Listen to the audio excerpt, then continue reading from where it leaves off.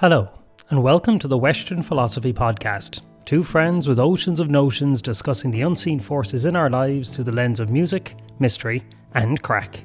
Normally at this point we would play a little clip of our guest speaking in order to get you excited and draw you into the episode, but since our guest today is John Larry Tracey, an absolutely extraordinary musician, I kind of thought we might let his guitar do the talking for him.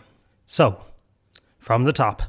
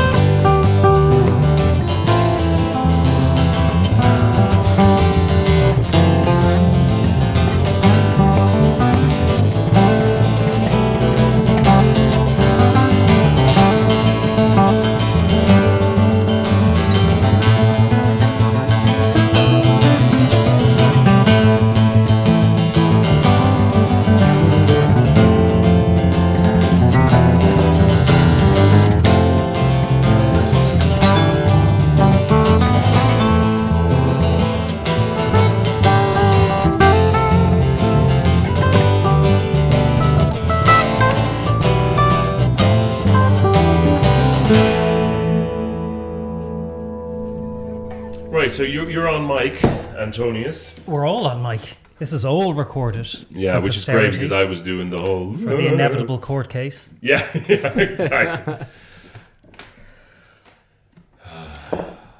It's Saturday. It's Saturday. It's a Saturday. If anyone's feeling something a little bit strange, it's Saturday energy.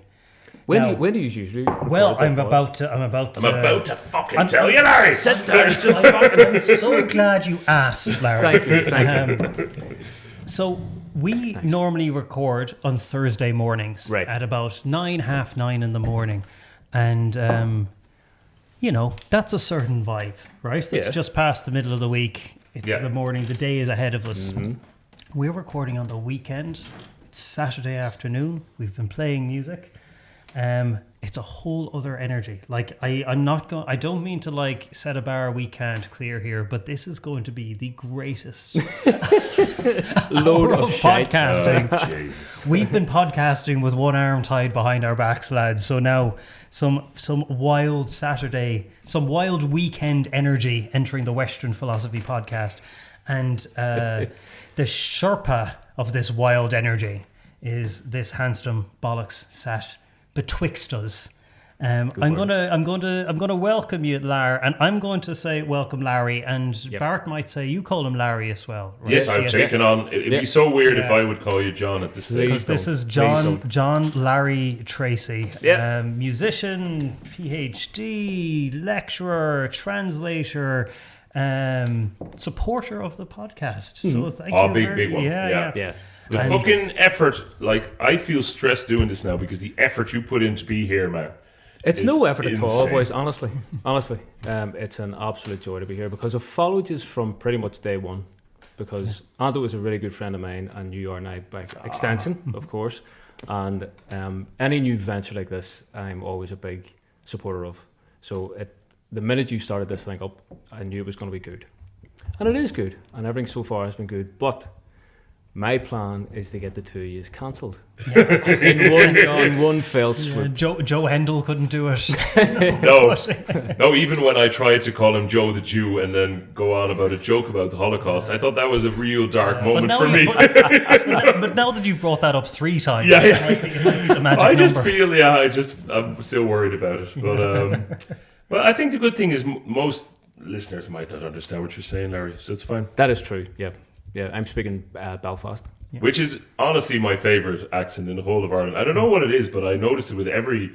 Yeah, there's a lovely man in near where I live, Billy McCormick, who plays Tin Whistle Something Mean, and he's also Belfast, and I love it. But I will have annoying affectations of trying to imitate you. Well, I'm not trying to, but it'll happen. Do you know, we grew up... Well, I can't speak for everybody from Belfast, but I know my own family, they still feel this way, and I've spoken to other people from Belfast, and they feel that anytime they hear the Belfast accent on like a news piece or whatever, they are so weirded out by it. They think it's the cringiest thing they've ever heard.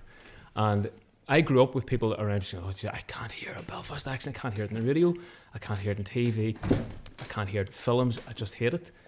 And then when I grew up and started to meet other people from other parts of Ireland and other parts of the world as well, people were suddenly telling me, a man from Belfast, that's one of their favourite accents.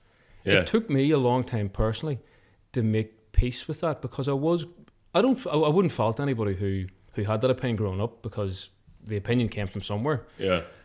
But it took me a while to make peace with that and to embrace other people actually liking the accent. I work with people in my work in Brussels, and we're the Irish department, so like 99% of the people in my department are from Ireland, the island of Ireland, and so many of them have told me that they just love the Belfast accent, and it's weird for us, like people from Belfast will still have hang-ups about it, because like traditionally I don't think it was thought of as being one of the nice lilty kind of sing-songy accents of this island.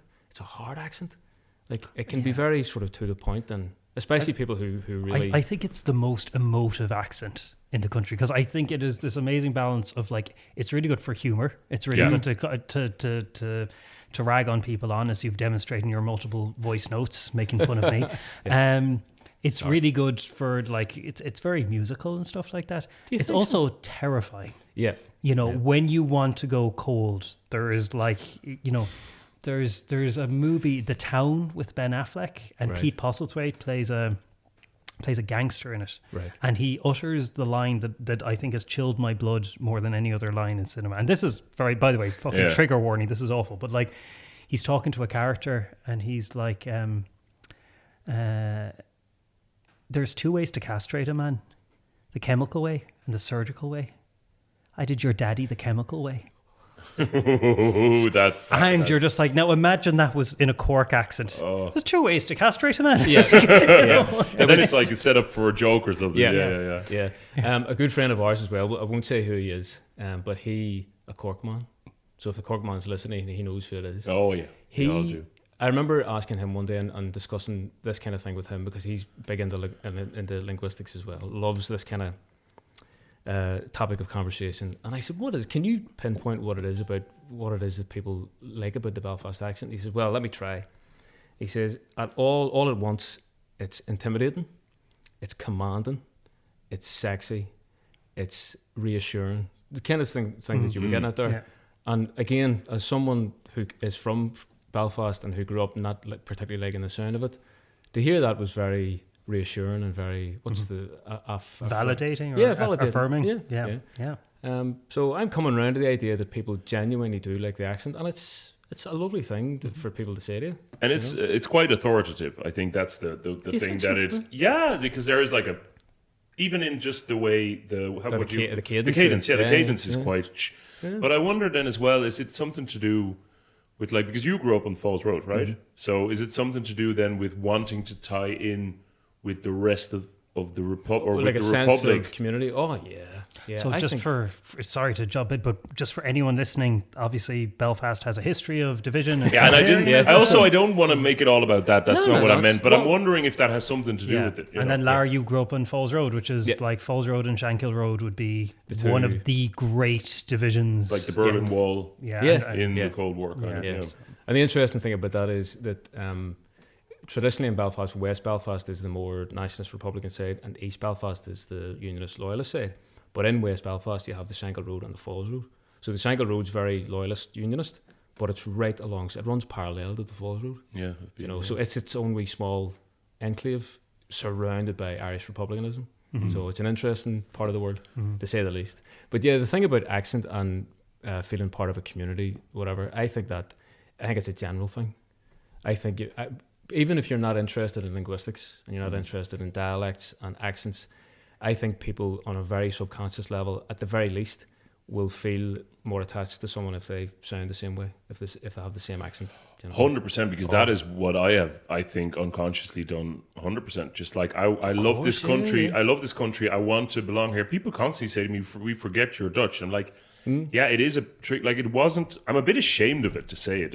We've talked about this before. I'm a bit ashamed of that, because in a way it feels like a kind of a trick.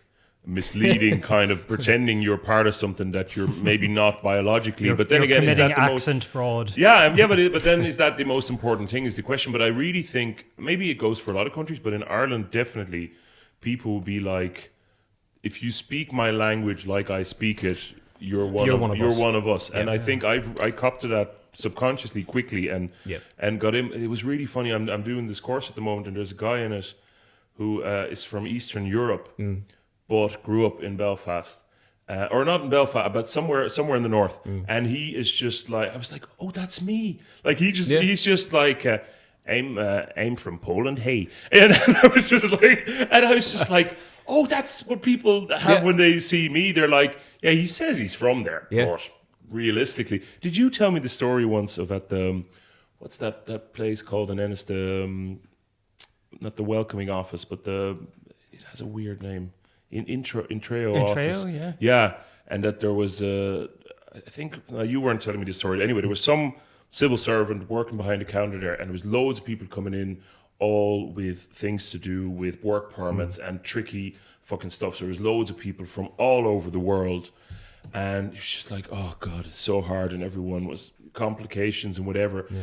And then this guy who looks like he's from Southeast Asia or something comes up and just has like a pure Clare accent. He's like, oh, thank God, then this will be very easy, because he was having trouble with, like, it wasn't an issue, but it was more like he had trouble with getting people to understand what the specific things were that needed to be done. And then it was like, oh no, you're one of us. Yeah. Right. Yeah. But that's so interesting that it isn't actually a thing of blood. Or language. Or language. Yeah. Because the language of English, well, I don't know, English is different, but the accent is a huge part of it. Yeah. There was a thing that happened recently in Belfast. I'm sure you were at least aware of it. The riots, the kind of the right-wing riots, we'll call them. And it made its way, so obviously everybody locally on the island, and I suppose across the water as well in Britain, they were kind of aware of it because it was happening in other parts of Britain as well. Yeah. And there were a couple of places in central Belfast that were burnt out, run by a couple of Syrian brothers, I think. And I remember watching it. I wasn't in Belfast at the time, but I remember watching it, and my heart broke, first of all, for the two of them, because they were interviewed by local news.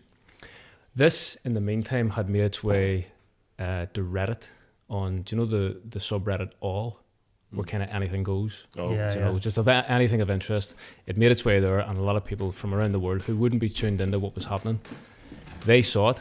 And I remember reading the comments, because although it's dangerous to go into Reddit comments for those kind of things at times, I thought I'll dip in here because it's my part of the world, and I want to see what the general consensus is in the comments. And one comment stood out for me, and it will stay with me forever. It was one of the most thought-provoking things for me as someone from Belfast, but also as a linguist and someone who's interested in this kind of stuff. It was, I'm assuming they were North American, and they came in and they said, so there's two Syrian guys originally from Syria, and they have Irish accents. Is that not proof enough that they've integrated into the community? Mm-hmm. And they were burnt out. Yeah. So, and they were based on language as well, so or accent in this case. And the two guys were there and on the news piece, and they said, if anybody locally has a problem with us, in Belfast accents, come in and talk to us. Yeah. Our door will always be open. Come in and talk, But that comment will always stay with me.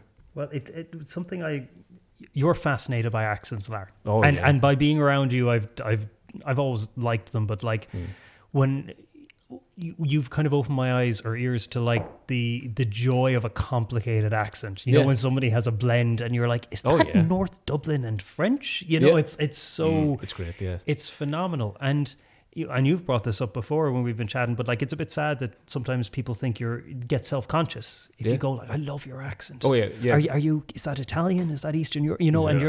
But for you, it's coming from a completely joyful place because it's like your clothes. It's like so many things. It's a beautiful expression of self. And I think it's sometimes a bit sad that it can make people a bit self-conscious, Quite often, if you're someone who has never learned another language and isn't in tune with, if it's just not your thing, which is fair enough, you may never have thought about your own accent ever, apart from, at a very top level, you'll link it to where you're geographically from, but that's it. Sometimes when people are told by someone like me, who really enjoys this kind of thing and knows about it and has studied it, if I happen to mention a certain feature of someone's accent, they will freak out. I don't say it like that. You go, no, but you do. But they weren't aware. No, I don't say it like that. And then they'll go, Jesus, maybe I do say it. Yeah. And it's this whole new thing. You've done that to me. I sent a voice note. Oh, lovely. I want to know this now. And I don't know if it was you or our buddy Neil O'Brien. Immediately, I was like asking a question or I was upset about something or something. And the lads were like, well, get to that in a second there, Anto. But first of all, congratulations on not losing your split fricative. It's rare for a Kerry man. So it's the T at the end of words like split. Yeah. So a lot of Irish people say split. Spliss. Yeah, soft T's. That was what I. Yeah. But what is fascinating about this stuff is what you can hear in your sense of self when it is reflected back at you. Oh, such a fucking professional. There we go. Because that is the first mention of it on the episode. We'd be lost without this guy. Yeah. Probably better if I don't do a lap of honor every time. Oh no, I really enjoy Ego Anthony because he's quite a rare beast. But when he comes out to play, I love it. He shines. Yeah. He really shines. He lives. He lives in the microphone, lads. He will not be found in the real world. But this was your suggestion of a topic, and it was great because this came up, 6, 7, 8 months ago or something. Yeah. And you were just like, don't let anyone else steal my fucking topic until I can get back to in Ireland. The hardest Belfast. Don't ever let anybody. We will find. I did your. I know where you live. I did your topic the chemical way.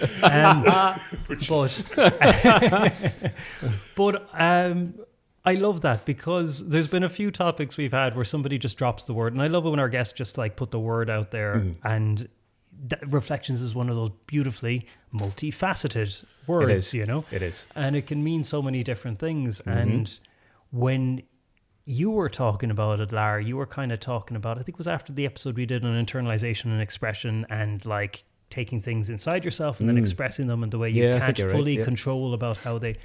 But why are you interested in this theme of reflection, Lara? Like you said, because in the English language it does have, you can take that in so many different directions. You can talk about the reflection of a mirror, looking at yourself, a sanity check. You can look at it musically, where you might be talking about an amp, early reflections from a reverb, or even just something a lot more simple as playing a guitar in front of someone and having that energy bounce off them. Sure. Now, that's the English language. In Irish, and this is part of the reason why I wanted to choose this as well, in the Irish language, there's no one word in the same way in English. I don't know what Dutch is like. I'd like to hear about Dutch afterwards. But in Irish, it depends on your meaning, and there'll be a different word for it.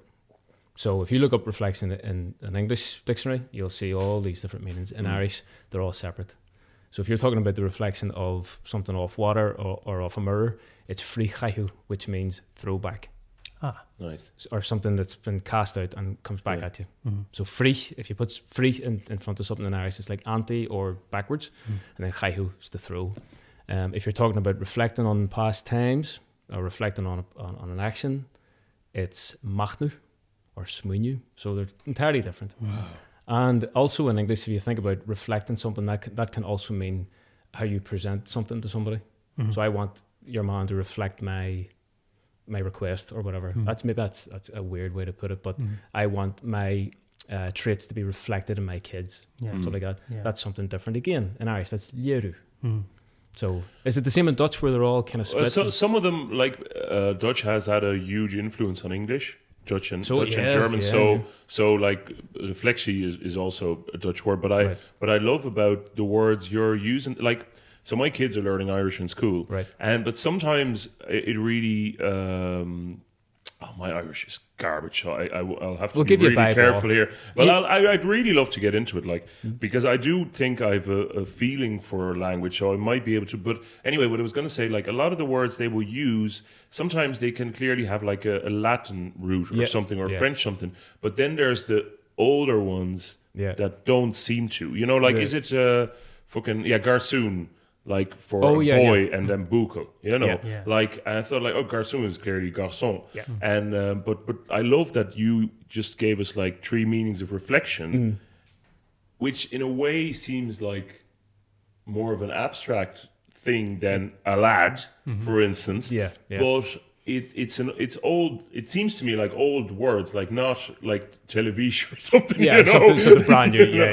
Yeah. I think those words would be quite old. Which is cool because they seem really nuanced and they're really old. You know what I mean? No, those words, if I'm not wrong, they could be Old Irish words. Yeah, and I mean from Old Irish, the language, back in St. Paddy's era. Yeah, so they could be from there. I'm not sure. Maybe Middle Irish. They could be as old as Old Irish. Do you speak it when you're working in Brussels in the Irish department? Oh God, yeah. We never speak English unless somebody from a different department is in. And then English is the kind of de facto language then. Isn't there a movement to get Brussels recognised as a Gaeltacht? Is there? I heard that from somebody. I know people over the years have been pushing for not the recognition of it, but for setting something up that's a bit more solid. And that, because there are so many Irish speakers in Brussels. Yeah. So many. So just again, for international context, the Irish language was adopted as an official language of the EU. How long ago, Lara? It's complicated. We recently had a process of derogation. Right. Which means that it wasn't a full working language of the EU. Okay. Up until 2 years ago.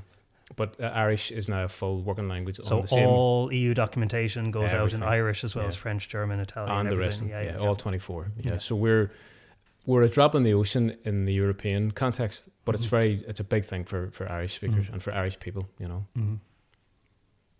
Yeah. And do you think in Irish or in English? Both. There would be times where you'll probably find the same as well, because you're in a very similar type of work. Yeah. You're a translator. Oh, listen, we were laughing about this. A few of Anthony's best friends are all handsome, charismatic guitar players who are also into language and translation, I don't know if it's coming across, but I'm very outnumbered here today. Yeah, not just by the guitar playing linguists, but also the open-hearted shit talkers. Yeah. Those guys. Yeah. What was I saying? By thinking in Irish, what has happened to me recently is I have... Say something happened 2 days ago and I'm thinking back to whatever it was. It could be something that I read, something that someone told me, something that I wrote myself. I won't know what language it was in. So say for talk's sake it happened in Irish. Yeah. I'll think back, and even if it's a person talking to me, I no longer hear this is just a recent thing for me. I'll not hear the language. Wow. In the case of Irish or English, I won't hear the language. And when I'm thinking back, I go, did that person, were we speaking Irish or English? I can't. So I'm at the stage now where I'm no longer really hearing the language itself. I'm just getting the thoughts. The meaning is just abstracted. The language is just the delivery method, and I can't sometimes remember which one. That's super interesting, because I remember, even in primary school, the teacher saying to me, you can't have thoughts without language. Well, that is true, I suppose. Well, I wonder, even when you said it there, that does resonate with me, that it can be more even body-centered or something. It's quite a... Or meaning-focused. Yeah, meaning-focused. Yeah. That is such a deep thought. You can't have thoughts without language. I have never thought... That's amazing. Because anytime you conjure something up in your head, you are attaching some sort of linguistic meaning, even if it's just there. Yeah. Say I'm thinking about that coffee pot. In my head, it's either going to be a coffee pot in Irish or English, but I need those terms. I've never thought of that before. Listen, Blarney seems to do okay without. True. True. So there's, but it is interesting. I definitely think Irish is in such an interesting position as a language because it was oppressed for so very long and outright banned and made illegal, and terrible punishments doled out for anyone that tried to speak Irish or keep Irish alive for many, many years. And that now it's coming back. And we were talking about archetypes on the Ashling episode. We were talking about the difference between a sign and an archetype. So a sign is a logo or something. It's an image that's created by a person or a company or something. Yeah. And when that company or person dies, that won't continue. It has no inherent meaning. So I use the example of the Amazon logo. In 1,000 years, the Amazon logo is not going to mean anything. Yeah. But archetypes are bigger than a person. They are shared human experience. So things like fire, blood, the sun, those will have meanings forever. Bigger than anyone that's made a drawing. And it's interesting that the language has almost survived in Ireland in like an archetypical form, in a way that like it's still encoded in the way we speak English. It's encoded in our priorities, our connection to the land, in place names and things like that. But that direct knowledge for a lot of people was lost. Yeah. And now it's coming back, and I'm noticing a lot of people like really, because again, it's like with the accent, it's an aspect of your identity that's being reflected back at you in a kind of a fragmented way. Yeah, but it's still there. Yeah.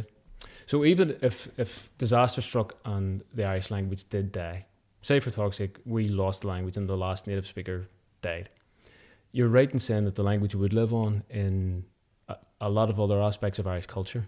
It would, you're right. And I suppose they would be archetypes of it, place names, for example.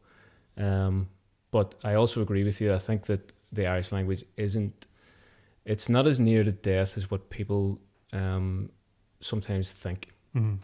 I think this is just an anecdotal thought. We were in Islay in Scotland recently, and Gaelic was the main language of Islay up until say 50, 60 years ago.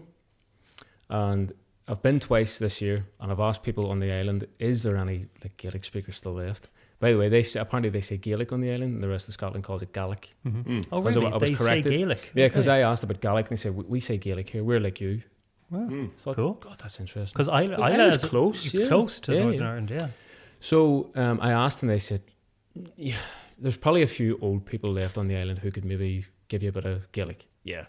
I think they do still exist, and one of the guys said something very interesting. He said it has skipped a generation, in his opinion. And I said, what do you mean by that? And he said, well, the older crowd have it, but my generation doesn't. We sort of looked at it as something that wasn't deserving of continuing, really. And a lot of us just didn't bother with it. And he says, but if you go to Bowmore, which is kind of the main town on the island, he says there's a Gaelic school there. And he says, with Gaelic centre up there, with Gaelic this, Gaelic that. He says, and all the kids are singing in the choirs in Gaelic. So it has skipped our generation, and young kids have it, which means they're going to carry it. And that might hopefully see a bit of a revival for Scottish Gaelic. But I think the same thing's happening with Irish. Yes, I would agree. I think our parents' generation kind of didn't bother too much with it. And that's a real sweeping statement, but quite a lot of people of that generation have that opinion. Whereas you look at people our age and younger, they're going, this is just the language we use now, and this is just the way of it. And I think that'll continue because they'll pass that on to their kids. And so, again, it's purely anecdotal, but it's Listen, we're only here for science, Larry. We don't do any anecdotal. But it's, I think it's true, because what I've noticed is in that generation that isn't like your parents' generation, it is there's a lot of negative connotations to it. Yep. Like it was taught in a way that people didn't enjoy, and there's some kind of trauma with it. Whereas now, but even like if you think about, you're called Anthony, you're called John, like I know a lot of people from, so I suppose our generation and older, who would have those kinds of names. Whereas now in school, I know so many fucking Neves and Ashlings and Shivras.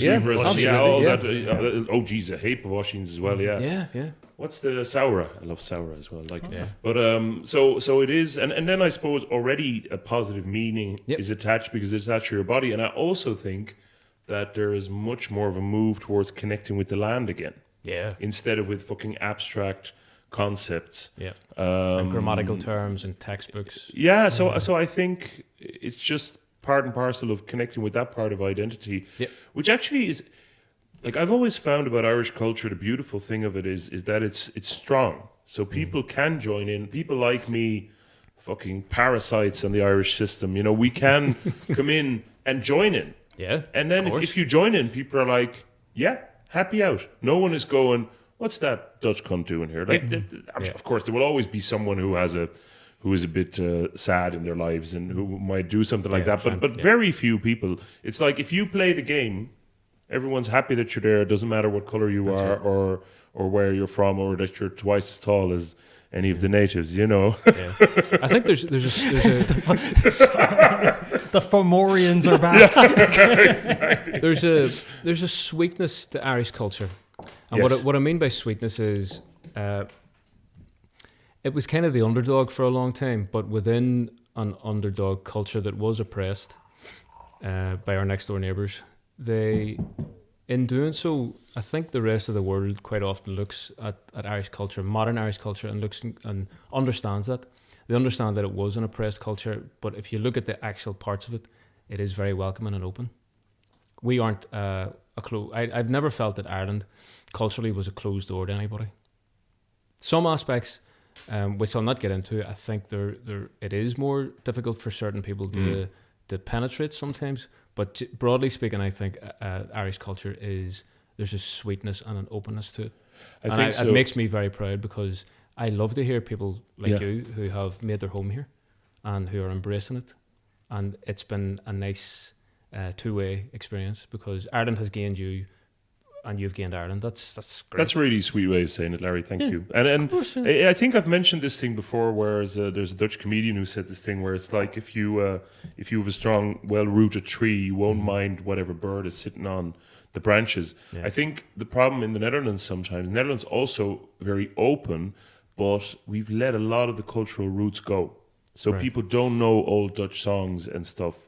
And that gets tricky sometimes. Then it does get tricky because it is actually quite an open country. It's a very multicultural country, and there's people from all colors and backgrounds in there, which is great. But I think the tensions arise sometimes because it's hard for people to play a common game culturally. Right. Okay. Whereas I think the Irish culture really allows for that connection, which ultimately shows us we're all humans, which is always my basic feeling anyway. It's like we're all humans, we're all one. That's what we want to connect to. Yeah. But we need practices to be able to do that and feel that. And the reason or the fact that I can do that here and feel so integrated and so included and that sweetness. I love that you use that word. It's another. He's a fucking linguist, isn't he? Like, but sweetness. That's such a beautiful word for it. That's not a word usually associated with culture. No. Culture is quite emotive, and people tend to use big adjectives, powerful and powerful, powerful, musical, big emotive ideas. But there's an underlying quiet sweetness about Irish culture in general. I think so too. Yeah. My theory is that for a long time, Irish people, they had the land and they had each other, and that was basically it. Yeah. We had very little else. And so we focused on the land and on each other. We focused on things we could do together, like art and music and sport. And because we have such a strong emphasis on those things, if you can enter the country and connect with one of those things, it provides a mechanism for integration, which I think is very, very healthy. Yeah. It's not based on status or resources or jobs or anything like that. So it's like, are you willing to do this with us? If you're willing, then we're willing to. I really think that holds true. Like I've heard people in recent years say, oh, isn't the racism in Ireland a horrible thing? And obviously, I don't know. Some people must have had horrible experiences, but it feels to me, well, first of all, there's always a problem with perspective because media loves to blow that shit way out of proportion. Of course, But I'm not like saying poo-pooing anyone's horrible personal experience, but I really think compared to a lot of places, I do think that really isn't such a big thing. I've seen so many people just really interested. Quite often, even in Dublin or something, like you would see people sitting on a park bench and just old Irish people kind of going like, "Hey, where are you from? What's your story?" Yeah. Like there's a real genuine interest in people from abroad, and I've always felt that anyway. I've always felt that about Irish people as well. me personally, I always take an interest in where people are from, because if I can learn anything about their food, their cooking, their language, their music, your day is just going to get better, you know. And I do associate that with other Irish people as well. I think the people who are, like you said, Bart, I think it's a media thing. I think it is being, of course, the people are there. There are people there who have very extreme views of people coming into the country. There's no question about that. But I don't think that's the main stereotype of Irish people. I really don't. You were mentioning about all Irish people had was land and each other. One of the most important things, we were chatting about this earlier on, one of the most important things to me, and something that really fills up my wee social meter, is by spending time with other people, and by spending time with people who are interested in the same thing. You are interested in so many of the same things as me. And when I don't get a chance to do that, I really have noticed in the past couple of years, I go down the tubes. Oh, my mood, it kills me. It's not optional. Like, it's not a nice thing to have. It's integral to health. Yeah, and it just, unfortunately, the city that I live in now, it is, by nature, it's transient. So people come and go, and that's fine. You know, that's actually very good. It's a very positive thing for people to move about and get the experience and stuff. But when you're someone who wants to spend time with like-minded people, it becomes trickier. It's not impossible, but especially because I'm from here, most of the people, if not all the people that I love, are from here. You know, and they are still here. So it's a joy to get back and just spend time again here. You know, suits you so well as well. So even though I am from Belfast, me personally, I can't speak for everybody in the north, but I feel that I belong to this entire island. And whether or not somebody has an opinion of me from being that part of the island or this part or whatever, doesn't matter to me. I could walk down the street in Carfin and I would feel that I'm home. Even though I'm not from here, I'm not from this part. I was going to ask. And likewise, you could be like the Trish, the wonderful fiddle player that we play with every Sunday, occasionally gets ragged on from being from Limerick, an hour down the road. Yeah. So like, there's, you know, if you're feeling not excluded, but like gently othered, it's not necessarily because you're from the north or you're from another country. And the other thing that people maybe need to understand about Irish people is we love hopping balls. Oh, we love, if you say, you know, I'm from such and such a country, they might throw a stereotype at you. That's you fine, going, right? you know, you cheese eating Egypts or whatever like that. They're not actually trying to insult you. Not at all. What they want to do is give you an option to bounce that back at them. You know, there's a town not too far away from Belfast. If you're heading up north towards the coast, Larne. And Larne is the butt of all the jokes in the north. But people don't actually mean that. They're just, there's a couple of towns in the north that get it in the neck constantly, but it's coming from a place of just having a bit of crack.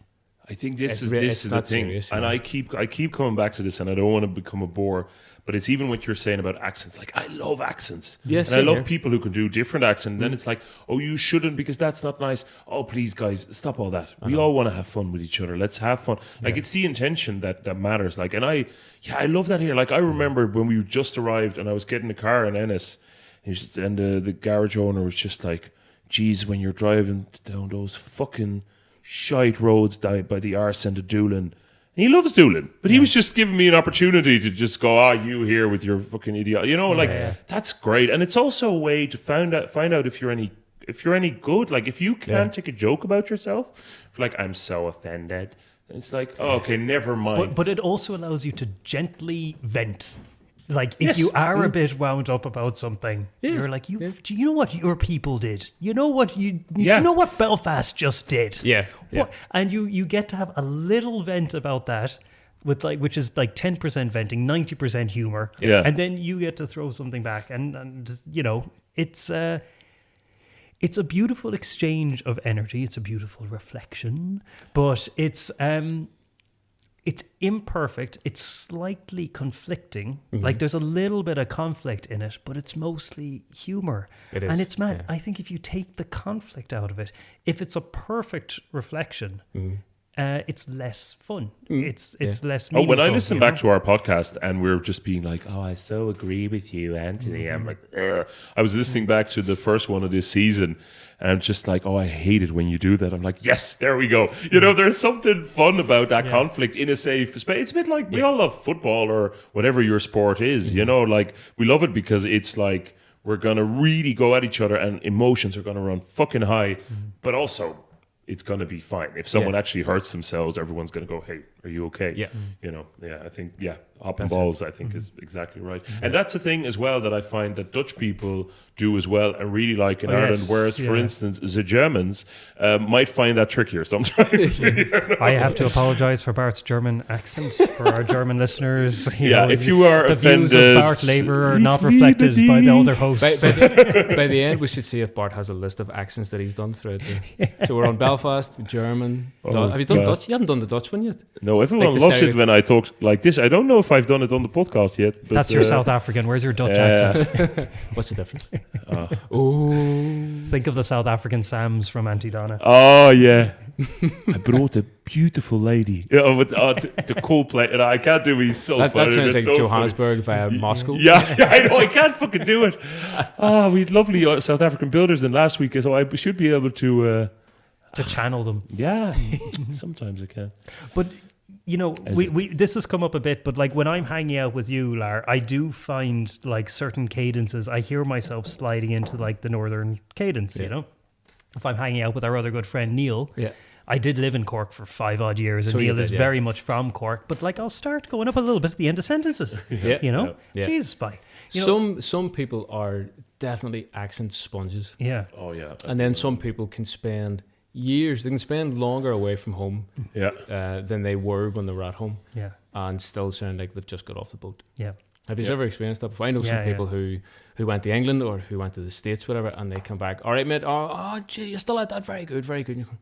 Have you not been in the States? How are people understanding you over there? You know, but then other people, my sister, my wife's sister-in-law, she finds herself, she's from England, or has grown up in England, and she finds herself, anytime she's spending time with us, she finds herself more and more kind of reverting, going into more of a Belfast twang. Well, I did I tell this on the pod? But when I was in California earlier this year, I ran into local author Tara Darlene Smith, who's an Californian lady actually who lived here for 6 years. Her book's on the shelf behind us there, and Sunflowers in Iraq. It's a lovely, lovely book. Well, it's a very beautiful book. It's so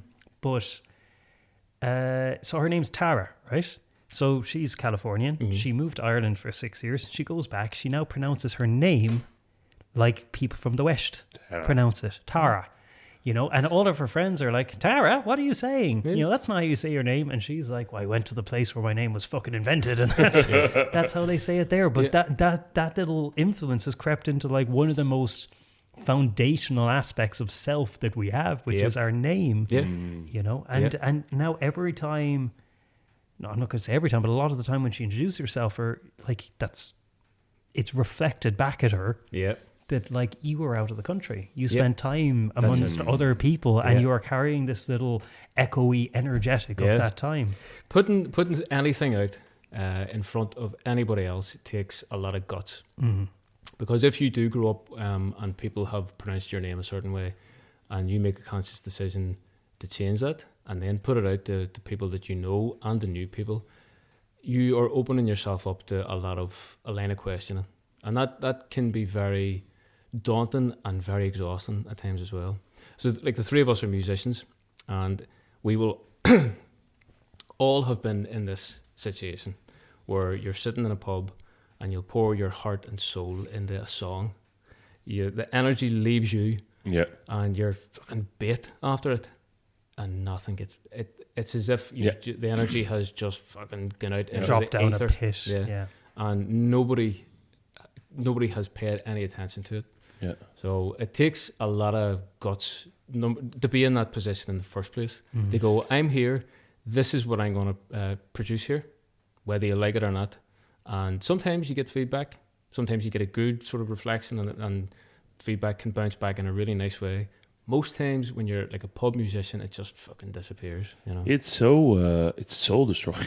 that aspect of it is. But I think it is a nice way of looking at reflection, because we've talked about this before. But I think you really painted the picture there in my head where it's like, yeah, I've had that. Now, rarely, I have to say, because this place I think is so known for music that people will come here for music, so that really helps. But yeah, I had it there a couple of weeks ago where just nothing. Yeah.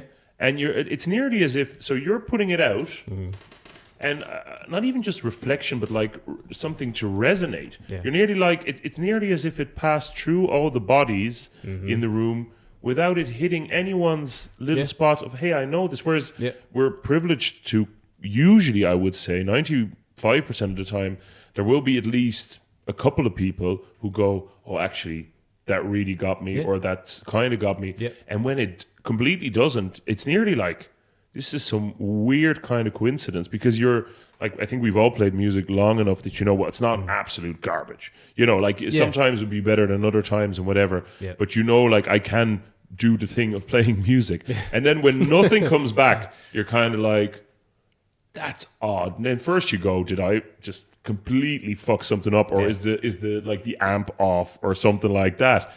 But then it's like, no, well, maybe just no one was there. And we've talked about this so often on here that I always say to people, thanks so much for being a great crowd. Yeah. And it nearly sounds like a phony, like, hey guys, thanks for being a great crowd. But it's like, no, it makes all the difference. Oh yeah, if you get a good night in a pub, if you're gigging, if you get a good crowd, you'll ride that high for the next day or two.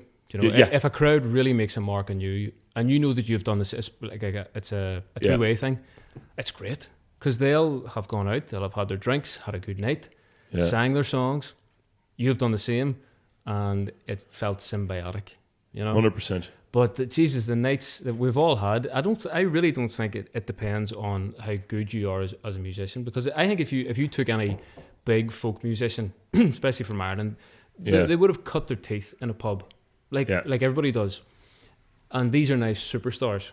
Yeah. Right? I imagine Christy Moore, for example, who does arenas now and has done for the past 20, 30 odd years. I would imagine he started out in a pub and he was just like anybody else. Yep. And he had nights where nobody gave any feedback whatsoever. He just sat and he was throwing stuff out. Nothing was sticking. So I don't think it's a reflection on us as musicians. I really don't. I think it's a combination of things. I remember thinking one of the things that really helped me, because I was a full-time musician for about a year and a half. I had a couple of other side gigs as well, but music was my main earner. And I remember thinking one day, this is kind of grim, so I don't want to put any musicians off, and I don't want to put you off, because this is one of your gigs as well. But this helped me to make a decision, the conclusion that I eventually came to about playing live music. It was that people aren't coming to see or hear you, they're coming to drink in the bar. And your job, the thing that you're being paid for, is to make sure that those people stay in the bar drinking. That's why the pub, now that's what it was like in Belfast anyway. Walk into any pub in Belfast, there are acoustic musicians in every single one of them. So we were a dime a dozen. And that helped me to realise that it straightened a few things out in my own head. Number one, it isn't a reflection of me as a musician. That helped me massively. Number two, I'm doing a job. I'm being paid for this. I'm not getting to be particularly artistically expressive here. I'm being paid, so I can pay my rent and all the rest. And I just that really helped me. It's a grim way to look at it. It's quite a negative way to look at it. It is a bit, yeah. But in saying that, for me, it was realistic. Because I used to think, why are these people not clapping for us? Why are we not getting a crowd? And I was going, we're not getting a crowd because these people don't want to go to the pub. Now, for you, you're in a much smaller place than Belfast. Belfast attracts a massive amount of people. At least it did pre-COVID, when we were doing this full time. But even here, if you play in like a certain pubs or stag parties in or something like that. I wouldn't make like a sweeping statement about Clare or Belfast. I would more think like, I know exactly the kind of pubs you're talking about, but there are places where it's different as well. Like what we are doing with our Sunday session does feel different, because it's really a curated thing by us, which... but I think you're dead right. I think the conclusion of like, it isn't me, I think that is the right conclusion you got to. But I think it's, is this the environment where it'll actually work or not? And I think we're also getting cleverer, me and Anthony, about like, where do we want to do this and where don't we want to do this, and what is the different thing I'm putting out. Like when I'm playing at the Cliffs of Moher, that's a different thing than playing my own Sunday session or a Saturday night in Doolin. Like a Saturday night in Doolin can be pretty much like what you're describing, except for the fact that I think that a lot of people come to Doolin for music, so they will be more appreciative. But there is definitely can be a grimness to it. In Belfast anyway. I'd say Dublin's probably the same. You know, just any sort of major Irish city. It was definitely a case of try and get as many people into the bar and keep them here so that the tills get filled up. So the area of town that we used to play in, the Cathedral Quarter, I couldn't tell you how many pubs are in this area. And say that for talk's sake, there's about 5 or 6 streets in this area. Every pub will just pumping out acoustic music. And we were all doing the same songs. We all had the same. Some people did looping stuff, but it was all pretty much the same thing, really. And again, I don't want to be getting into sweeping statements and generalizations, but for me, I know that helped me put into perspective the disappointment that I felt towards the end of that period of my life, of just going, this is killing me. This is one of the worst times of my life. Well, it's interesting because it was I'm going to put words in your mouth here, Lara, but I'd imagine it's the lack of reflection that was killing you, because... That's it. Yeah, we were throwing everything out and nothing was coming back. And very little was coming back for me anyway. But if I can for a moment, get cosmic. But... I mean, the interesting thing about reflection is it's light bouncing off things, right? You know, so I'm thinking of, like, you look up at the night sky. The moon doesn't exist until the light of the sun hits it. Yeah. You know, it's like walking through a basement with a flashlight or something, and then you know. And there are these stars out there throughout the galaxy that are just throwing their light out in every direction. And it sounds to me like some of your musical light was just heading off into the darkness in between galaxies. Oh, yeah. But we can still see stars like now where those stars have burned out, you know? Like, I do think that when you throw something out into the world, it's lovely if it reflects back to you quickly. That's really satisfying. You talked about playing guitar in front of somebody and what that feels like. That immediate instant reflection, which probably is a multiple reflection, right? Because they reflect you reflect them, you know, and it escalates. But there's also stuff where you're like, oh, that sounds like shit, and then 3 years later you're like, oh, I get it. Yeah, true. Now, you know. And then there's stuff like that maybe amidst that table of rowdy young lads, of, say, fucking rugby players or something like that, doing shots, there was one fella there that's like, that's that thing that Larry played there, the version he did at Crossroads. Fuck that. I've never heard a guitar sound like that before. And we did get those, you know, when I think back to those days, I think I've put enough time between my full-time gigging days and the person that I am today. I can think about it with a much clearer head. And I am more balanced now. I mean, when I finished the thing up, my God, it was just sheer negativity. It really was. It was the worst part of my life in terms of how I felt and how I was treating people. It came out like a disease from me. It was horrible. But that is a nice phrase, that it came out like a disease. There is great learning in those moments. Big time. And you know what? Most men, whether they admit it or not, have a period of their life where we are assholes. Yeah. There is. What do you mean? What do you mean by that? What do you mean? I'll fucking fight you right now. There they go, the Irish lads, unable to work through it. But there's this. Katie recommended I read a wonderful book called Iron John, which is a lot about masculinity and so on. He talks about the idea of the night. There's a period in the story where the king is like holding this thing, and the lead character in disguise turns up amongst all the knights. And the first time he's a red knight on a red horse. The second time he's a white knight on a white horse. The third time he's a black knight on a black horse. Right. And this idea is that the red knight is fiery teenagers pushing boundaries, being an asshole, going, why isn't anyone fucking listening to my music? Don't you realize how good I am? And the idea is, you need to go through that. Yeah. As a man, most of us need to have a period of intense ego. Then you move into the white knight phrase where you're like, okay, there needs to be boundaries in this. I need to be respectful. I need to understand where people are coming from. And then you need to be like, okay, let's put a bit of a cap on that. And then there's the black night where you start to integrate the shadow. When you integrate all of these things together and you're non-judgmental of your time as the red or the white. What does integrate the shadow mean? The shadow would be, hard to describe, but basically in the Jungian idea, we all have certain attributes where we are like, for example, you might have a tendency towards extroversion. Mm-hmm. What that means is the shadow of that is introversion. And by engaging with that a little bit, you will become a more whole person. Okay. But the shadow is also kind of expanded to mean the parts of you that are legitimately unconscious that are guiding your actions. Okay.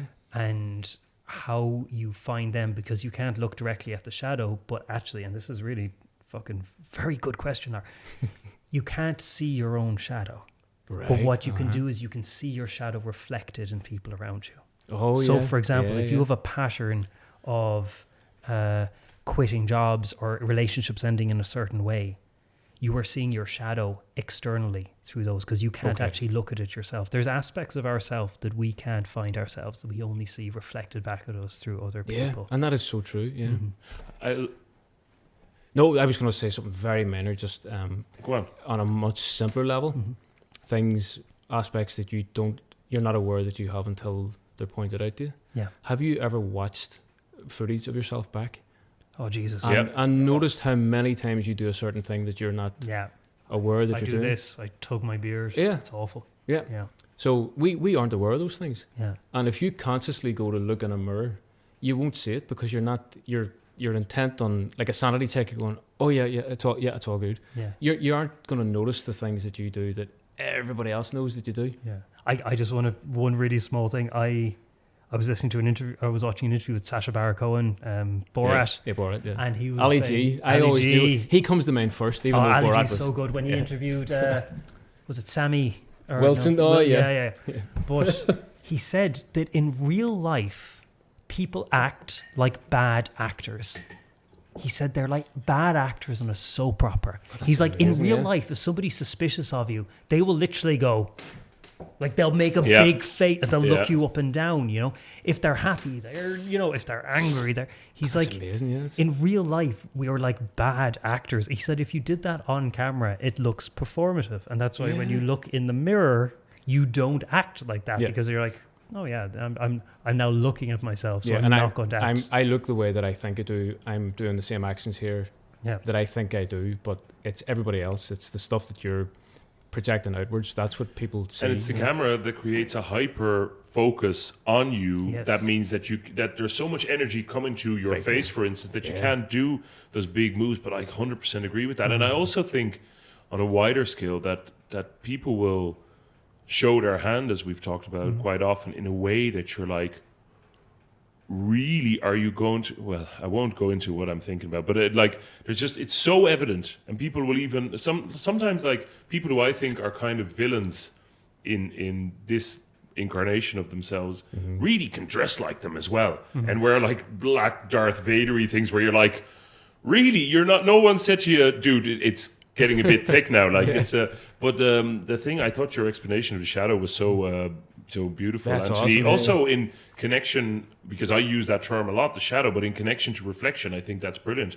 But I love that thing that Jung says, you probably know the right quote, is it like the unconscious manifest will be like fate to someone who's unaware of it. You know, like if you're not aware of this part of yourself, it will seem like it's just your fate to be a certain way, but it's actually just the part that you need to integrate. And I have seen it with musicians who are like, why is this not working? Why are people not wanting to play with me more? And I'm like, but it's really evident. Yeah. But you're not open to receiving the feedback, so it's not going to work. And part of my shadow, I suppose, now is that when you give that quite negative account of working in, and I see what it means to you as well. Like, and I'm not discounting it at all. No, not at all. But there's part of me that's like, this beautiful man, this beautiful musician will flourish in a different ground. That made sense for me. And music is my number one passion in life. Music means more to me than what I realized. So because I was in that cattle market environment of just bring in any 2-piece, bring in any 3-piece to whatever pub. No one cares. No. So that was a very specific thing to me and the environment that I found myself in. I've never played with you two here, never played music with you. I should clarify that I meant music there. Never played with you. Here, I don't think. We had a little jam session in Morning Dew. Tiny bit. Well, I was kind of there to watch you more, but I know that if I was somewhere here where, like you said, it's more curated and sculpted and you've made it your own thing, you're really familiar with the crowd that are there and you love the kind of people that come in that you don't know, I know that I would love that environment. Yeah. And one of the things, the biggest things that I've realised leaving full-time music is how much of a hole it has left in my heart. It has killed me not to be playing music, genuinely. So I went from a horrible environment, very specific to that part, that moment in time, because it was pre-COVID, people were still out spending all the money that they had on nights out and stuff. So there was a huge need for acoustic musicians in Belfast. But in my own circumstance, it just wasn't right for me. And I came up with that theory that I mentioned, the very negative theory, but that helped me to go and realise that this isn't what I should be doing with my music. Yeah. In this very specific scenario, you know, and that it isn't your quality that's determining it. You could have been shit hot, and you probably were, but that wasn't what was going to win them over. It's actually finding the right ground. I think this is just the moment where I put on my Clare tourism officer hat and I just go, well, Larry, come to Clare. Come to Clare. You're living in a place that's too transient for you. You want to find more of a home. I think it's done. No, sorry, I'm being flippant, but I think that's beautiful that what you described there, though. It's left a hole in my heart. I'm like, fuck. Oh, massively. And you'll understand this because you gig several times a week now. Yeah. So, and it may be one of your main earners as well. So I know exactly where you are at the minute. I know it. I think it's working out better for you. There was a lot of toxicity on my part in that period. Nobody else caused it but me. I know that about myself, especially now that I've put the time that I needed, the time and the space between who I was then, what I was doing, very specific circumstances, and now. I know that all the toxicity was just oozing out of me. Horrible way to behave and horrible way to treat people as well. But the heartbreaking thing is the damage that does to people, the damage that it did to my relationship with people, but also with the music, you know, and with the city in a way, with the city that I'm from, because I never darkened the door of the vast majority of the pubs we used to play in. Never went back into them to drink because I just couldn't look at it anymore. So that's how profound the effect of that whole thing was on me, you know.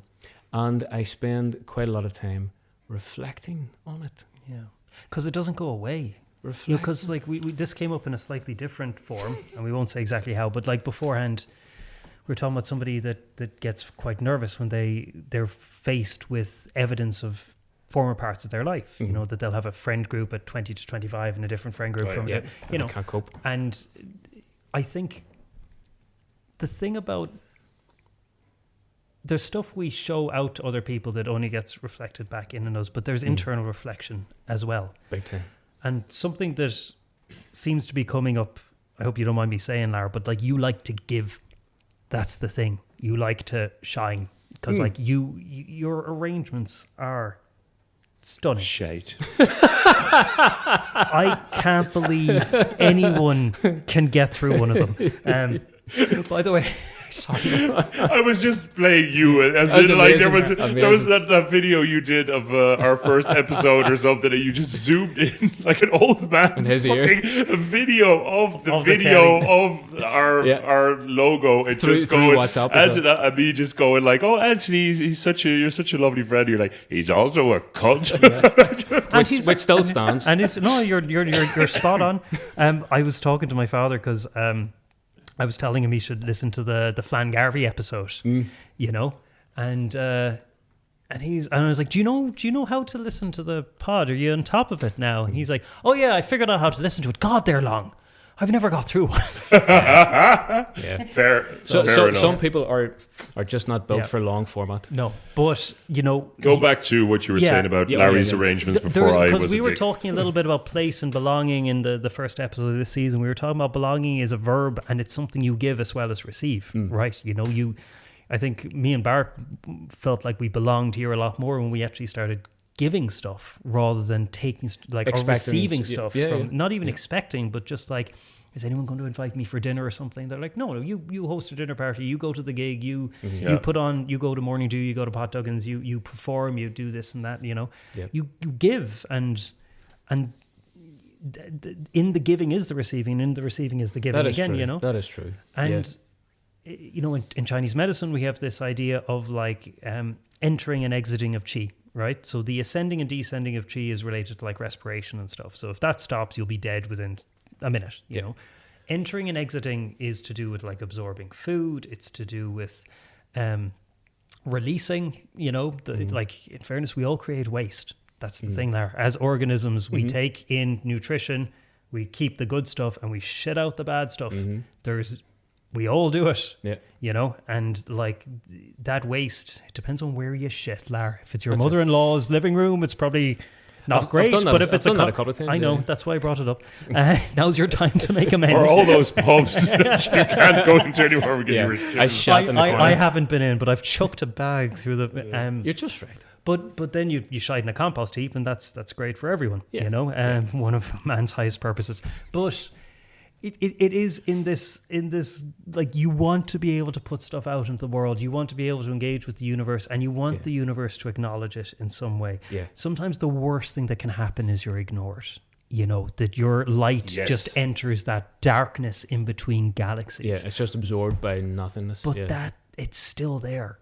True. It's still there, and I just think I think one of the things that I haven't really thought of until you mentioned the process of giving, like of yourself. One of the things that I haven't really done yet, if I'm totally honest, is really try to give more of myself musically in the place that I live.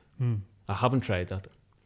In the early days of me being there, when I was full of piss and vinegar and energy for the place, and the new everything was brand new, I was more inclined to, and I think we did play some music with other seriously good musicians as well, local musicians and from Ireland who were living in Brussels at the time.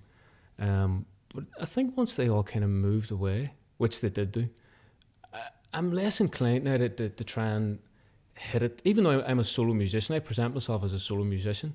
It's not what I've done most of. Most of my performing has been part of a 2-piece or a 3-piece or 4 or 5.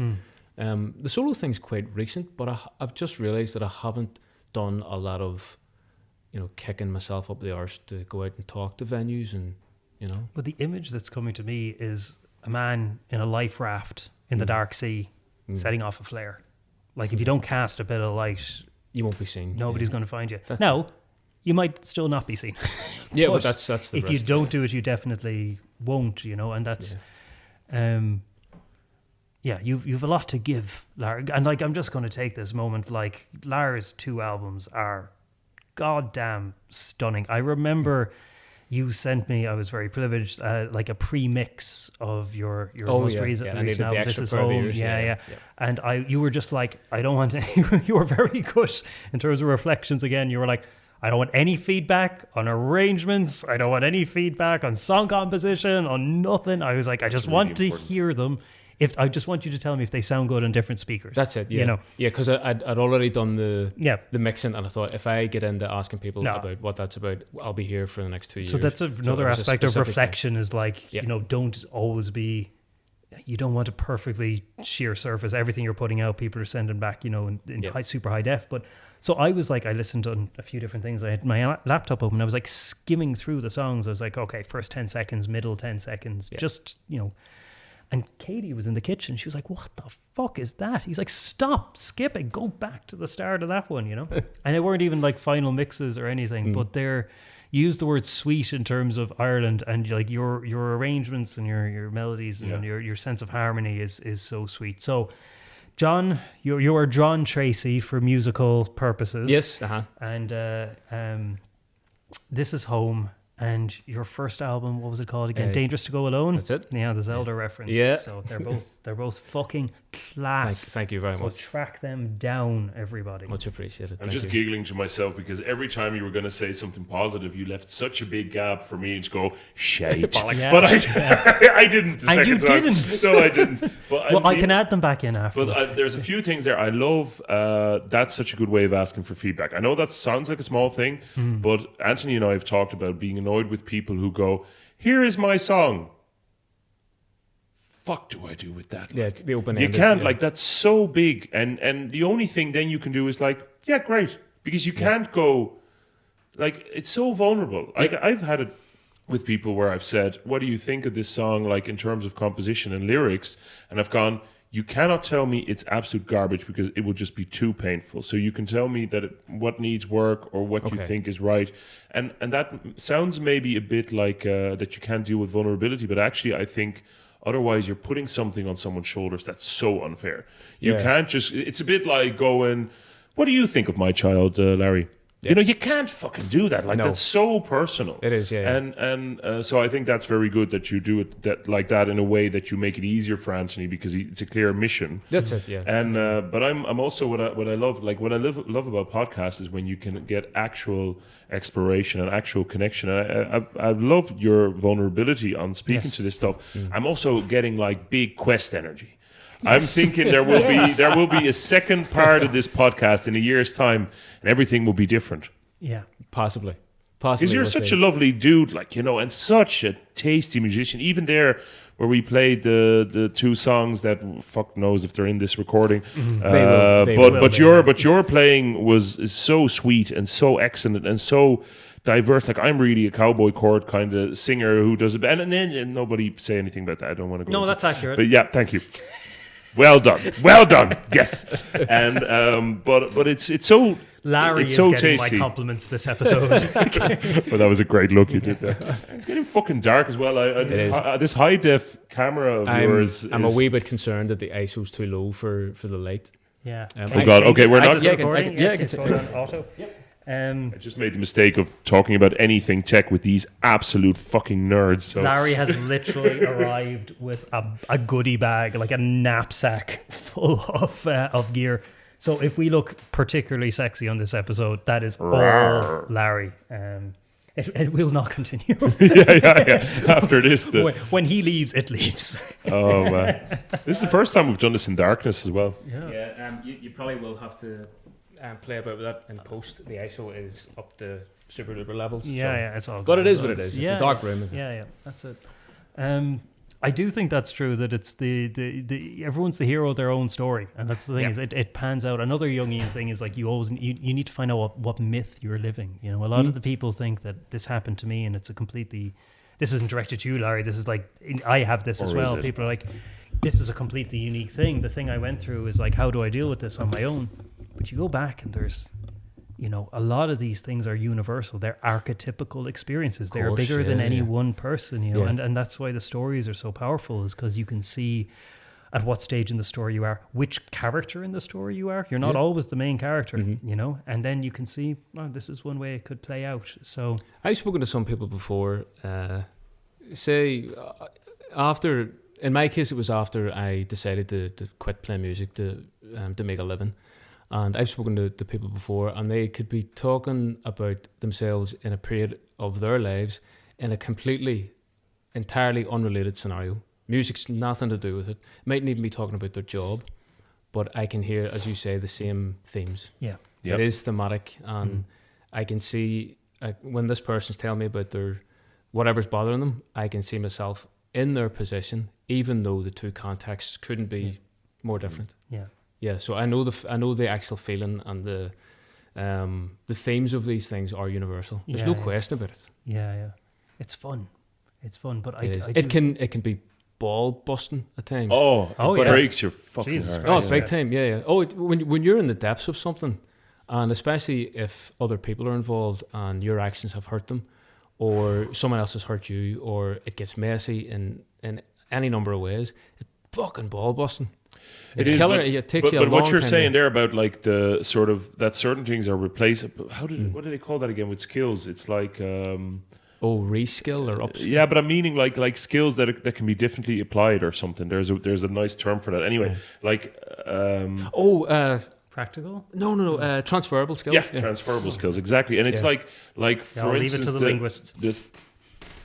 Hey, and he's in good hands. He's in safe hands. It's probably too much fucking linguist episode on this or energy on this episode, but I think is exactly what you're saying there. Like it's so painful when you're in the dregs, or But then the transferable thing that I've noticed anyway is like I know that after that period will come a time of learning, which will make everything much better. And also what you were connecting it to hurting people. The lovely Josie the Snake, Joe Flynn, who has been on here before as well, he once said to me about like someone had hurt me for a long time quite deeply, and he was like, yeah, that all happened. So what did you do wrong? And it's a bit like that thing you said, Anthony, where it's like maybe you're only 5% in the wrong, but that's the fucking 5% you can do something with, Can't do anything and it feels so empowering to go, yes, I need to actually go to the person who hurt me and apologize for the bit I did, so my side of the street is clean. It's very empowering, and you can learn so much about it because you did something fucked up. Why did you do something fucked up? And so it's interesting, that image of Belfast and playing music there, and like what did you do? Because you're clearly owning that. That was not the worst thing that has happened to Belfast City. Oh God, no. But Post Larry Tracey. Yeah. Oh, the people of Belfast quite often refer to Belfast as post Larry and pre. Larry. Oh yeah, it's just. I want to go back just really quickly. First of all, there's a Murakami quote I really like, which is people are going to get hurt when it's time for them to get hurt. There's nothing you can do about that. Sometimes you're the agent of that. That doesn't excuse you. We all need to be responsible for our actions, but it's very hard to live in this world without hurting anyone. And the story that Robert Bly tells to illustrate the red knight, white knight, black knight evolution of a man. He talks about, there's a story about Abraham Lincoln, who woke up in the middle of the night to a woman, a stranger in his room, shaking him awake. And she was like, come here. My son just arrived 2 days ago to your city, and he had to travel all night, and then he reported for duty in the army, and they immediately put him on night duty again without letting him rest, and he fell asleep on night duty, and he's going to be executed in the morning. Right? Mm-hmm. So what Bly says is, if Lincoln in that stage was still in his red knight phase, fiery, aggressive, he'd be like, who let this woman in here? Guards, get rid of her. Tighten the security. How dare you? I'm Abraham Lincoln. Yeah. How dare you ask anything of me? Mm-hmm. If he was in his white knight phase, he might have said, I hear you. I'm really sorry for what you're going through, but your son broke the rules, and we have these rules for a reason, and he's going to be executed. Mm-hmm. That's just the way it is. But Lincoln was in his black knight phase, and what he did was, kind of looked at her for a second and he went, well, I guess killing him's not going to teach him anything, and just signed an order to pardon him. Right. Yeah. So it is this wisdom to know. That's it, yeah. It is the wisdom to know when to bend the rules, when to keep them. And you only do that by pushing boundaries and being a bit of an asshole. And those are the times where we learn so goddamn much. And if you just go from red knight and stop at white knight, you're also not done with your job, because you need to be okay with, you need to be able to keep order, but you also need to be able to dance with chaos a little bit, because that's the fucking world. There's no one answer for anything. Yeah. And experience is a great fucking teacher. And your shadow is so particular to you as well. Like, I was realizing, we were talking about something this morning about a little issue we might have to deal with, and previously I would have always gone, okay, I'm the one. I have to be, don't be fucking pussyfooting around it, Bart. You know what's wrong. Deal with it. And that seems, in a lot of like general senses, that seems like a noble thing, like someone who takes accountability. But I know now, because my shadow is particular to me, that is a real issue, that I've always learned to go like, it is I. There we go. And it's taken agency from people, and it's created like fucking dramatic situations when there's no need, when sometimes you can just go, oh yeah, let that one pass. Yeah. But it's still hard. Yes. Because it's my... Yes. But I think we've talked about this before, that like it's always so specific to you. It isn't like a fairy tale where it's like, yeah, there's the dragon and there's the knight, and clearly this is good and that's bad. It can be quite nuanced, you know. And the dragon has a point a lot of the time as well. Like it's fucking dragon. Oh, jeez, I died when I saw that they were saying, "Oh, Joe Rogan, the dragon believer." Did you get that? You sent me a meme, and I have to admit it. The mainstream media were giving out to him for believing in dragons. They're like, "This guy believes in dragons. We are factual." It was so funny. Anyway, sorry, Larry, that was completely a tangent. Oh my god. Yeah, I believe in dragons too. Yeah. Like the wee ones, the wee bearded ones. All of them. We bearded ones. What's the same? Right, so I think we've run away with your topic. Anything you want to add? But can I just say something about dragons? Go on. They're fucking cats. No, they exist. Everybody has a dragon to slay, right? And you, like, I had this. I will actually tell you after the episode, but I had an encounter with a dragon. That's a serious cliffhanger. Are you going to do it to your listeners? Yeah, I am actually. Keep talking. I need to grab an item. Go on. Grab an item? Yes. Are you grabbing the... Yes. Good man. Bart, on your way, could you bring in some ishke? Yes. Oh, yeah. Yes. Yeah. Thank you. It's the scariest thing in the world where there's a cave full of treasure and there's something, you know, that there's something really valuable in there. Mm-hmm. And you know that if you get that, you'll get the princess. Oh, I know what this is. You'll get... How fucking woo are you? Yeah. Come on. Thank you. But there's always something to overcome on the way there, you know. And that dragon can be a lot of things. It can be emotional, it can be financial, it can be geographical, it can be a load of things. But the other thing about the dragon is by the time the prince, the hero, goes and defeats him, there's usually a pile of dead bodies in front of him as well. And what my experience with the dragon really taught me was I came up against a situation where I was like, I'm actually brave enough to walk into the dragon's cave right now. But I was like, if I do it, it'll probably give me a bad result. Like the people that manage to get by the dragon do it because they're strong or brave or they're prepared. Right. You know, it's not just bravery, right? You can't just walk into the dragon's lair. Yeah. So that's my thing about dragons. They're very, very valuable. They're a great learning experience, but also when you do finally knuckle down and go up against one, it might fucking kill you. Yeah. Yeah, because like we're all familiar with the kind of the, I was going to say Disney fairy tales, but obviously a lot of those fairy tales are much older than Disney, but they were kind of popularized by the Disney stories. And when you think about it, if there is a dragon in a cave and there's something in there that you want, if you're the knight in this story, you will die if you go in balls out and just start swinging because you're not prepared. Yeah. You do, I think you mentioned, I can't remember, I think it was you mentioned wisdom. Having the wisdom to look back on things, and I suppose in the scenario or in the story of a knight getting into a dragon's cave, if you go in with wisdom, you're going to die. Yeah. You know? Yeah. It's going to wreck you. The thing is going to tear you apart. Yeah. But if you go in with wisdom from a previous encounter that you came, what's the English way to say? Hannig Slanas. Survived, that you survived, then you've acquired the wisdom. You might have a better shot this time at it. It's so true. Did you say Hannig Slanas? So Slanas like safety. Yeah, so Hannig to arrive, to come. So Hannig Slanas means I survived it. Yeah, but it means safety came to you. No, I came safely out of it. I came safely out of it. Yeah, so to survive something mean, in Irish it's I came safely out of it. There's all these nuances of Irish where, you know, instead of like, I'm sad, you know, Tá Brognar and there's sadness upon me. On you. Yeah. It's a very powerful image, I think. It is. Like sadness sitting on your shoulders. Yeah. And it's not something you are, it's something that is lying on top of you. Yes. Yeah. It doesn't define you. And not that you survived as in, it's not a verb, you know, but it's something you came to. Yeah. Survival. I love that. Yeah, it's great. So Larry, I have a question for you. Go on.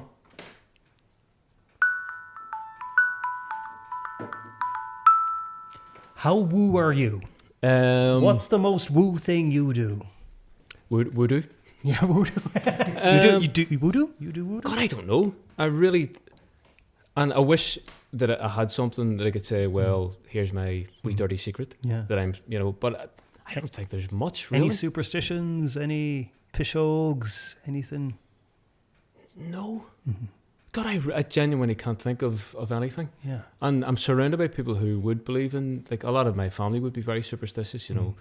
I remember one day a sparrow had get into my man and dad's house, my parents' house. And I love birds. Yeah. One of my favourite animals.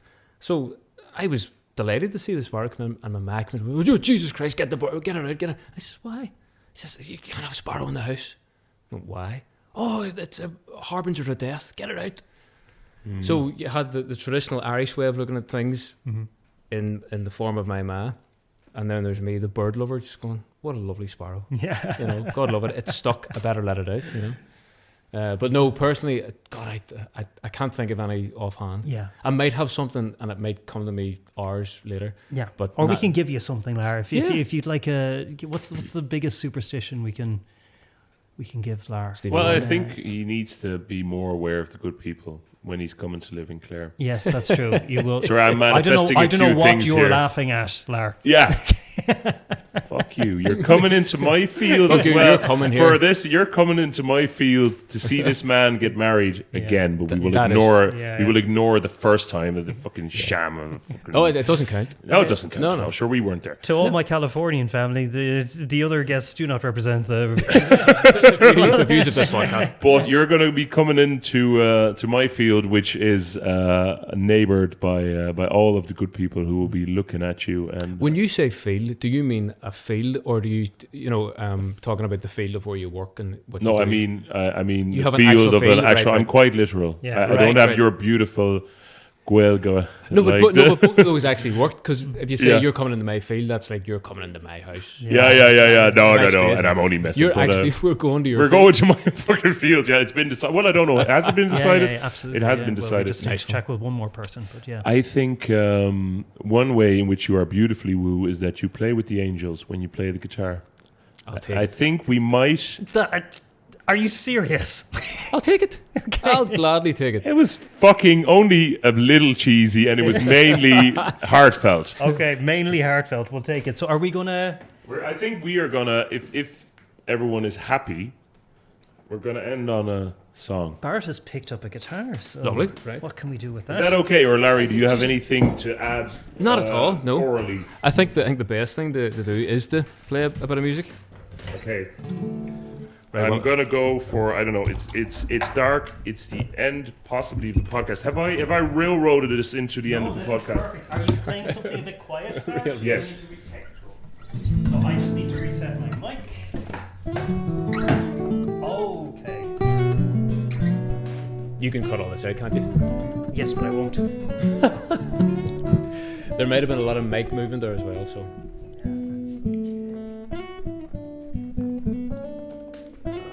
Oh, is this what we're doing? Is that okay? A fine choice. Why is this so funny? Be careful with the... Ooh. Yeah. I feel like we're all too relaxed in each other's company to actually do a podcast. Yeah.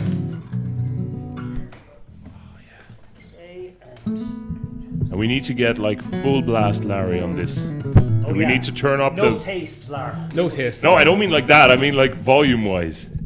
Oh, this will definitely get it. Yeah. Key will be B minor. Okay, I think I'm good.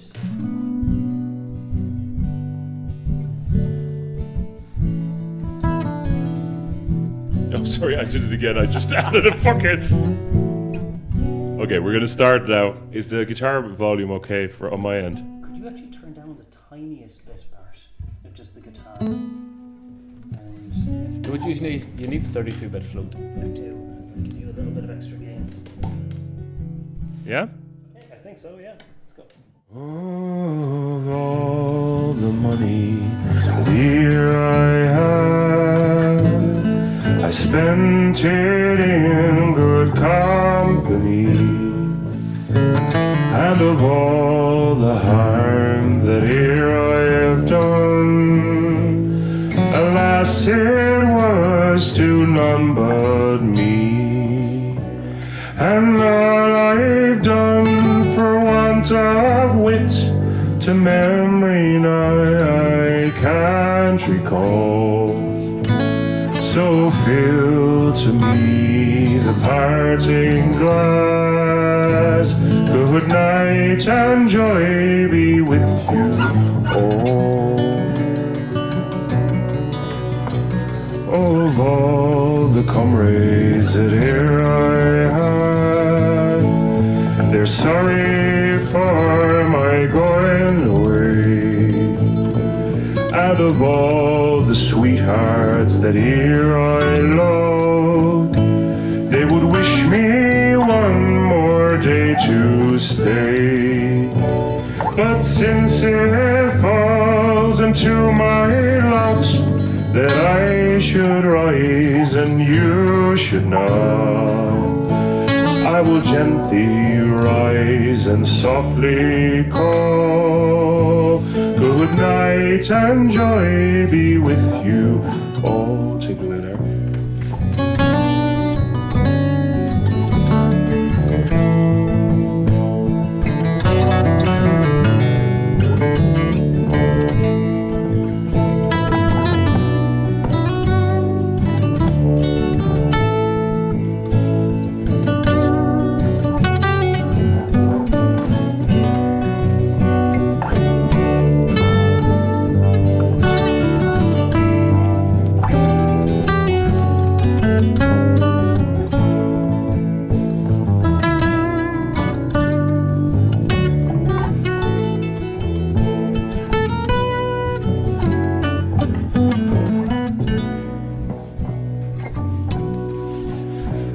Oh, if I had only enough to spend in leisure time to sit a while. There is a fair maid in this town who would surely have my heart beguiled. Her rosy cheeks and ruby lips, I own she has my heart enthralled. So fill to me the parting glass. Good night and joy be with you all. So fill to me the parting glass and drink a health whate'er befall. And gently rise and softly call. Good night and joy be with you all.